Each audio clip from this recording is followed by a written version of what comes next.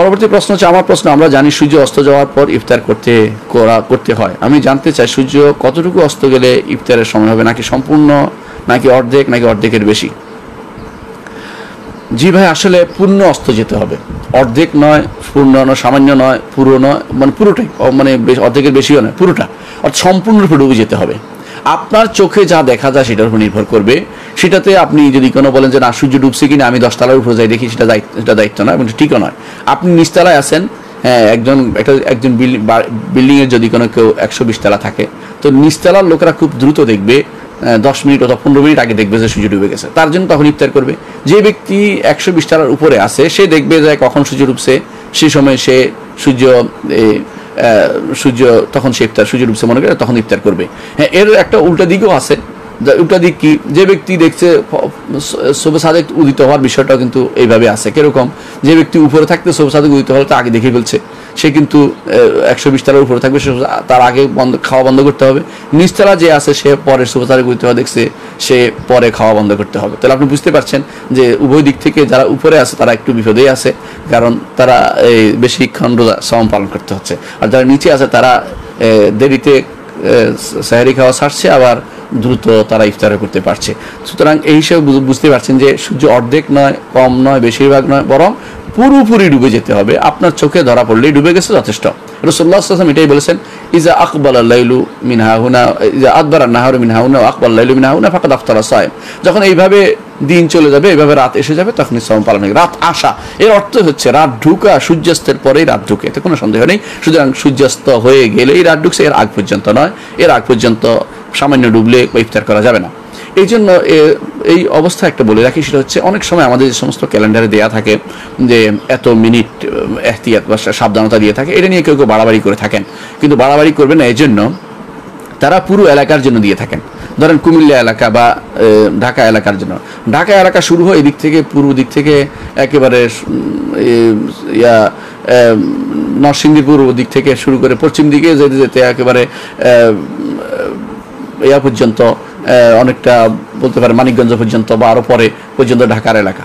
এখন ঢাকা এলাকা পুরোটা কিন্তু একসাথে হয় না, এই জন্য তারা 3 মিনিট দেয় যে এটা নিয়ে বাড়াবাড়ি করা উচিত নয়, কারণ এই 3 মিনিটের মধ্যে বিভিন্ন জায়গাতে আকপিস হয়। তো এই জন্য একজন মানুষ এটা খেয়াল রাখবেন, যে ব্যক্তি তার অবস্থা জেনে নেবে, অবস্থান জানবে যে তার এলাকায় শিখে ডুবে গেছে, তখন আর তিনি দেরি করবেন না। কিন্তু এটা নিয়ে বাড়াবাড়ি নয়, যারা 3 কেন লাগাইছে না তারা এক এলাকা ভিন্ন হতেই পারে, কারণ যত বেশি পূর্বে থাকবে তত আগে সূর্য ডুববে, যত পশ্চিমে যাবে তত পরে সূর্য ডুববে, এবং ঠিক অনুরূপভাবে যত আগে থাকবে তত আগে সূর্য উঠবে, যত পরে থাকবে তত পরে সূর্য উঠবে, এটাই স্বাভাবিক। সুতরাং এখানে এ নিয়ে আমরা বাড়াবাড়ি না করি, বলে একটা সময় নিয়ে কেন এরকম দেওয়া হলো এই দেওয়া হলো, এটা নিয়ে বাড়াবাড়ি না করি। তাদের একটা উদ্দেশ্য ছিল, হ্যাঁ, কিন্তু যে ব্যক্তি স্পষ্ট জানতে পারবেন যে সূর্য আমার এলাকায় ডুবে গেছে, তার জন্য আর দেরি করা ঠিক হবে না, সাথে সাথে তিনি ইফতার করবেন। পরের প্রশ্ন হচ্ছে হায়েজের সময় সিয়ামের বিধান কি? হায়েজের সময় এক কথা, আর হায়েজ আসা আরেক কথা। অনেকের আছে, ধরেন এই টাইমটা তার হায়েজ আসে, কোনো নারীর নির্ধারিত টাইম হয়ে গেছে মাসের এই টাইমে, এটা কিন্তু হায়েজ না আসলে কিন্তু তার সাওম পালন করা হচ্ছে, মানে তার সাওম পালন করে যেতে হবে তাকে, কারণ ফরজ তার হয়ে গেছে। যেদিন হায়েজ আসবে সেদিন আর রক্ত বের হবে, সেদিন থেকে তিনি আর সাওম পালন করতে পারবেন না, তখন থেকে তার সাওম বন্ধ থাকবে, সেটা পরে কাজা করতে হবে, কিন্তু সালাত কাজা করতে হবে না, কিন্তু সাওম কাজা করতে হবে। আয়েশা রাদিয়াল্লাহু আনহাকে জিজ্ঞাসা করেছেন তার ছাত্রী যে মা আমরা দেখতে পাচ্ছি মানুষ সাওম কাজা করে কিন্তু সালাত কাজা করে, এটা কেন হলো? আয়েশা রাদিয়াল্লাহু আনহা বললেন, তিনি আহারুরিয়াতিন আনতি, তুমি কি হারুরিয়া, অর্থাৎ তুমি কি মাথা মোটা মানুষ যারা করে এই হারুরা এলাকায় বসে আছে খারেজিদের মতো, তুমি কিয়াস করবে? এখানে দিন হচ্ছে রাসূলুল্লাহ সাল্লাল্লাহু আলাইহি ওয়াসাল্লাম অনুসরণের নাম।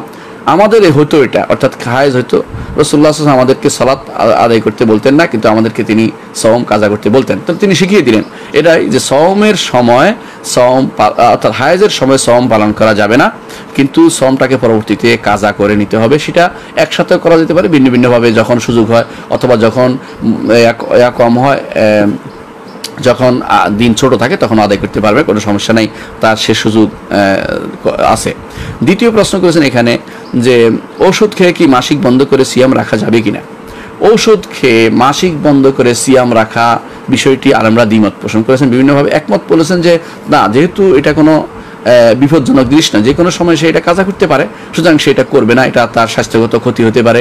হ্যাঁ, তা আরেক দল বলেছেন না, যেহেতু সে সবার সাথে একসাথে রাখতে তার সুবিধা এবং সেখানে পরবর্তীতে ভিন্নভাবে রাখা তার জন্য কষ্টকর, সে যদি এটা করতে চায় তাহলে সে ভিন্ন ওষুধ খেয়ে যদি বন্ধ করে রাখে তার সওম হয়ে যাবে। আমি এই দ্বিতীয় মতের পক্ষে যে অবশ্যই তার সওম পালন হয়ে যাবে, কিন্তু এটা উত্তম নয় আমি বলি। কেন? কারণ আল্লাহ তাআলার এই প্রাকৃতিক যে এটা নারীর জন্য উপকারী জিনিস, প্রাকৃতিক যে জিনিসটা দিয়েছেন তিনি রক্ত, এটা নারীর যে উপকারী জিনিস। কেন? এইটা সে যে পবিত্র, সে যে সুস্থ, এটার প্রমাণ। সুস্থ থাকলেই শুধুমাত্র এই রক্ত আসে, আর সুস্থ না থাকলে এটা আসে না। সুতরাং সে যে সুস্থ, সন্তান ধারণের সক্ষম, এটার প্রমাণ। কোনো কারণে এটা বন্ধ করলে পরবর্তী নাও আসতে পারে। এবং অনেক নারী আমাদের কাছে অভিযোগ করেছেন যে তারা ওষুধ খেয়ে, বিভিন্ন জিনিস খেয়ে একসময় তারা এটা বন্ধ করেছিলেন, পরবর্তীতে সেটা আর স্বাভাবিক হয়নি এবং বিভিন্নভাবে এখন অস্বাভাবিক পর্যায়ে চলে গেছে এবং 10 দিন, 15 দিন, কেউ সারা বছরে থাকে অসুস্থতার মধ্যে। এর কারণ কিন্তু এইভাবে ওষুধ খাওয়া। সুতরাং এমন কোনো ওষুধ খাওয়া যাবে না, এটা আমরা বলি, যেখানে তার ক্ষতিগ্রস্ত হবে। কিন্তু যদি কোনো সে ডাক্তারের পরামর্শে এমন কোনো ওষুধ খাইতে পারে যাতে ক্ষতি হবে না, তাহলে তার সওম পালন হয়ে যাবে। হায়েজের মধ্যে কোনো হায়েজের অবস্থায় বন্ধ করে যদি সওম পালন করে সওম হয়ে যাবে, কোনো সমস্যা নেই। পরবর্তীতে আর কিছু করতে হবে না, আলহামদুলিল্লাহ। তো $500 বা $2500 দুটো একসাথে তিনি বলছেন। প্রথমে 500 ছিল, বছরের শেষে হলো 5। যেদিন থেকে তার, আমি এটা সহজ বুদ্ধি দিচ্ছি আপনাকে, যেদিন থেকে আপনার নেশা পূর্ণ হয়েছে, যেদিন থেকে আপনার কাছে $500 আছে, সেদিন থেকে এরপরে 1 বছর পর্যন্ত যদি $500 নিচে না নামে, এরপর যত টাকা জমা হবে আপনার অ্যাকাউন্টে সবগুলি একসাথে যোগ হয়ে আপনার পুরোটা জাকাত দিতে হবে। এটা হলো বিশুদ্ধতম মত। এখানে আরেকটি মত আছে যে প্রত্যেকটার ভিন্ন ভিন্ন গণতে হবে, এটা মানুষের হারাজ বা সমস্যা, এই জন্য শরীরের সমস্যা থেকে মুক্ত। এই জন্য আপনাকে এই মতটাই নিতে হবে যে যেদিন $500 হয়েছে এবং সেদিন থেকে হিসাব করবেন। যেদিন $500 কম আছে একদিন, অর্থাৎ জাকাতের নেশাবের কম আছে, সেদিন থেকে ধরা হবে না। যেদিন জাকাতের নেশাব পূর্ণ হয়ে গেছে, রৌপ্যের হিসাবে ধরলে $500 হয়ে যায়, তো সেদিন থেকে আপনি যদি কোনো $500 সাথে যেহেতু যোগ হয়েছে, বছরের শেষে এসে এমনকি 1 বছর হওয়ার আগের একদিন আগেও যদি কোনো আরো 2500, 3000, 4000 যোগ হয়, পুরোটা জাকাত আপনাকে দিতে হবে। এটা হচ্ছে বিশুদ্ধতম মত। আরেকটি মত হচ্ছে প্রত্যেকটার টাকা ভিন্ন ভিন্নভাবে দিতে হবে, ভিন্ন ভিন্ন জাকাত হিসাব করতে হবে। এটা কিন্তু একটা হারাজ এবং কঠিন, এবং হিসাব করাও কঠিন, লোক রাখাও কঠিন এবং মনে রাখাও কঠিন। এই জন্য শরীয়তে হারাজ যেটা নাই, মা জাআলা আলাইকুম ফিদ্দীন মিন হারাজ, শরীয়তের মধ্যে আল্লাহ তাআলা কোনো হারাজ রাখেনি, সমস্যা রাখেননি। সুতরাং সবটাই জাকাত দিতে হবে, আলহামদুলিল্লাহ। সেভাবেই জাকাত দিয়ে আসবেন। আরেকটি কথা এখানে জানা দরকার, সেটা হচ্ছে যে এখানে যদি ভিন্ন টাইপের টাকা হয়, একটি হচ্ছে ধরেন আমরা সাধারণ টাকা আসছে, আরেকটি হচ্ছে ওয়ারিশ হিসেবে টাকা আসছে কিছু, তখন ভিন্ন টাইপের হলে তখন কিন্তু সেটার ভিন্ন হিসাব হবে। আর যদি একই টাইপের, যেমন আপনি বেতন থেকে অথবা ব্যবসা থেকে জমা করছেন, তখন সেটার একই রকম হবে। ভিন্ন টাইপের হলে কেউ ওয়ারিশ হিসেবে দিয়েছে অথবা কেউ আপনাকে হঠাৎ করে ভিন্নভাবে কেউ দান করলো, সেটার হিসাব আলাদা করতে পারবেন। এই মতেও সেটা আলাদা করতে পারবেন। কিন্তু যেটাতে আপনি একই টাইপের, যেমন আপনার চাকরি থেকে আসছে অথবা ব্যবসা থেকে আসছে অথবা আপনি সাধারণ যে সমস্ত কাজ করেন তা থেকে আসছে, আস্তে আস্তে শেষে বেশি আসছে, তাহলে সবগুলি একসাথে হয়ে 2500 আর 500 সবটা মিলে অর্থাৎ আপনার $3000 একসাথে আপনি জাকাত দিবেন। তার কমের ভিন্ন ভিন্ন জাকাত হবে না। অর্থাৎ আপনার যেদিন $500 পূর্ণ হয়ে যাবে, সেদিন $2500 পূর্ণ হয়ে গেছে মনে করতে হবে। এটা হচ্ছে এর উত্তর। আশা করি বিষয়টি বুঝতে পারছেন। জি, প্রশ্ন করেছেন, একজন মহিলাকে বিবাহ করেছেন, কিন্তু ওই মহিলার আগের একটি মেয়ে আছে, ওই মেয়েকে বাবার বড় ছেলে বিবাহ করেছে, এতে শরীয়ত কি বলে? যে ওই মহিলার আগের মেয়ে যেহেতু নিশ্চয়ই এই মেয়ের আগের ঘরের ছেলে হতে পারে, এই পরিবারের। অর্থাৎ যদি এখানে কিন্তু আপনি বলেন না এই বাবার বড় ছেলেটা কি এই ওনার ঘরের না, ওনার ঘর হলে সে বিয়ে করতে পারবে না, কারণ ওনার ঘর হলে এটা তার বোন। আর যদি আগের ঘরের হয়, অর্থাৎ ধরেন এই মহিলার আগের ঘরের একটা মেয়ে আছে আর এই ব্যক্তির আগের ঘরের একটা ছেলে আছে, তাহলে ওদের মধ্যে বিয়ে হতে পারবে, কারণ ওরা কিন্তু কিছুই না, পরস্পরের মধ্যে ভাইও না, পরস্পর বোনও না, এরা কিন্তু কোনোভাবেই মিল হয় নাই। কারণ দুইজনের ওনার মা ভিন্ন আর ওটার মা ভিন্ন, এই জন্য একসাথে হয়নি। হ্যাঁ, ওই সময় তাদের বাপও আলাদা ছিল, মাও আলাদা, দুই দিক থেকে আলাদা ছিল, এই জন্য তাদের মধ্যে মিল নেই।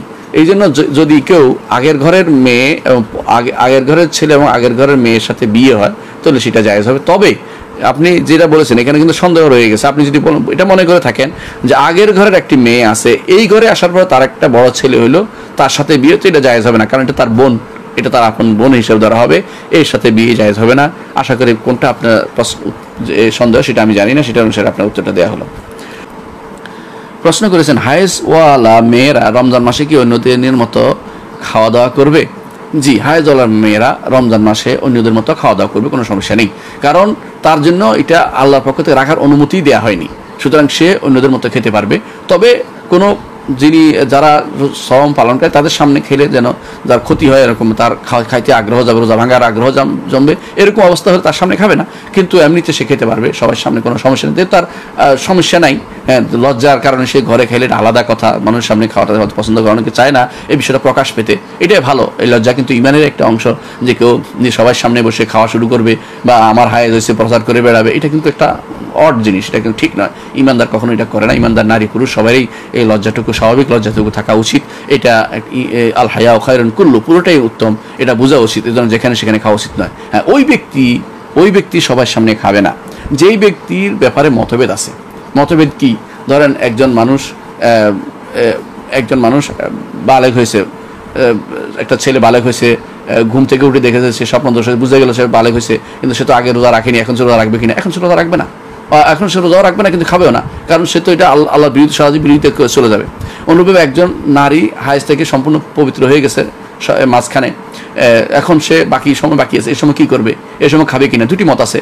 বিশুদ্ধ মতে তিনি খাবে না সবার সামনে, কারণ সে এখন যদি ইচ্ছা করে খাওয়া শুরু করে, এর অর্থ হচ্ছে সে এখন আল্লাহর বিরুদ্ধে নেমেছে, যে খাই, আমি সুস্থ অবস্থা খাচ্ছি, এটা কিন্তু একটা বোঝা যায়, অনেকটা বেপরোয়া ভাব বোঝা যায়, এই জন্য সেটা করবে না। আলেমরা বলেছেন এই জাতীয় কিছু মাসালা আছে যেগুলো জটিল মাসালা, সেগুলোতে আলেমরা বলে থাকেন যে মানুষের সামনে খাবে না, কিন্তু যেটা একেবারে সুস্পষ্ট তার জন্য খাওয়া বৈধ, সেখানে সে খেতে পারবে, কোনো সমস্যা নেই। যদিও তারপরও মানুষের সামনে না খাওয়াটাই উত্তম।